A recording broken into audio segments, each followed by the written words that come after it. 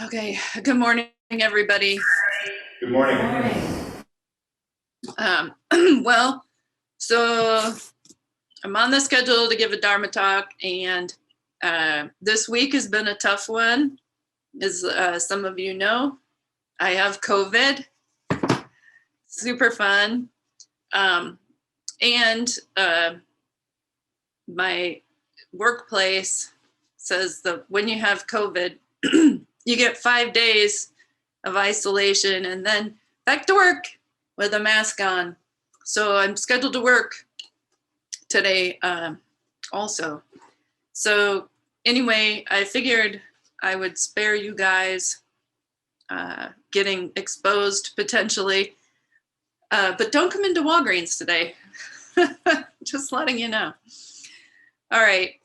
So because I've been kind of feeling lousy this week, I just decided that what I would do is just read a passage from this book. It's called Women of the Way.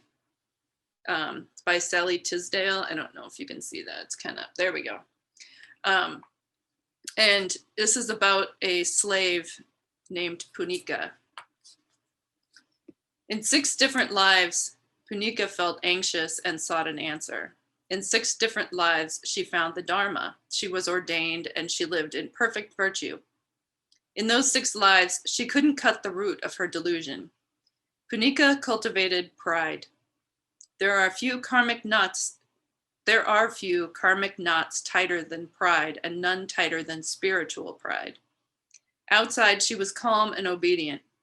Inside, she refused to ask for help, to surrender, to let go of herself in any way. Punika was born at Savada as a slave, the 100th child born in the household of Anathapindika. Her duty was to carry water from the river, and she hated this chore because it was her duty. She was treated well enough if she behaved, but she had no choice, and lack of choice is worse than being beaten sometimes. She belonged to Anathapindika, and he could loan or sell her if he wished, or punish her in almost any way he wanted. Not that he did. Anathapindika was a devout follower of the Buddha, but he could, and she hated that. She stood up tall, refusing to bow an inch lower than required. Even when she was perfectly courteous and subservient, Punika gave people the impression of thinking she was otherwise. The world said she had little worth, so with great effort she concentrated on her worth and nursed it so that others would see it. One hazy, hot day, Punika was lingering on the banks of the river, in no hurry to walk home with a full bucket, when she saw a small crowd. In the center, Siddhartha was speaking, a thin, ordinary man, but with a voice that carried through every sound. While she listened, he seemed to roar with a lion's roar. Its noise smashed open her ears and left her ringing like a bell. Her mind was caught in the lion's jaws. We think our suffering is always unfortunately, sorry, we think our suffering is always unfortunate, but sometimes, often perhaps, the nature of our birth, the peculiar details of our suffering, free us. Life as a slave had pressed in on Punika like a shrinking cocoon until she had no room left in which to move. She had finally reached a life where there was nothing she could control, nothing she could demand, no one she could even be. Listening to this lion's roar, she saw all at once how falsely she had made the world in her own mind. Punika had believed that what she'd been told all her life, that people are high and low, superior and inferior, good and bad. She saw her pride all at once, how hard she worked all the time at separating herself from what she did. Listening to the Buddha's words, she realized how this had only enslaved her in a new way. Whatever she was, it wasn't a slave or a queen or anything at all. She was just this, here, now, this body and mind, drawing water, walking, sleeping, as free and changing as air. And there's more to the story, but it's more of the same, pretty much. This was her moment of liberation, of realizing that it doesn't matter what others think of what you are. She was constantly feeling like, I'm nothing. Everyone thinks I'm nothing. And that was the source of her suffering. And that for me was a really great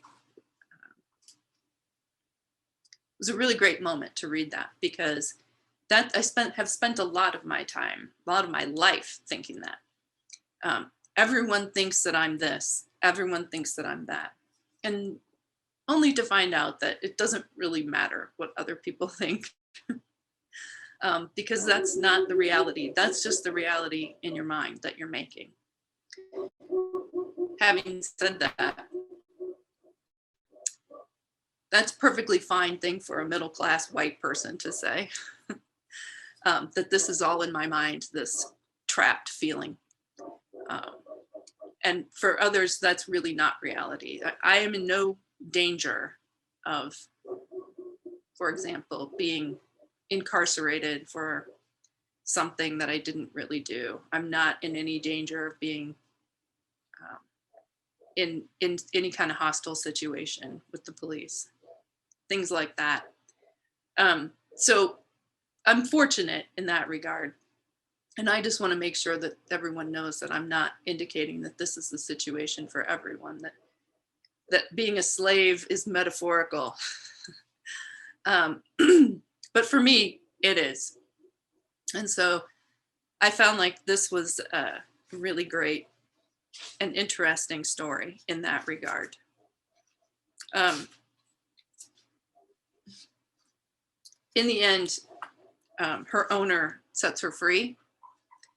And Punika's heart had been greatly humbled. It is a strange fact that when we are really and truly humbled, when there is no longer anything we are trying to defend, there is nothing to be afraid of anymore. So that's just a story about this person. She probably is not a real person, but she is on the Wheel of Women Ancestors. There is a story about her in the literature, and I just thought I would share it with you. Meanwhile, I have to go to work. So I'm going to end it there for you.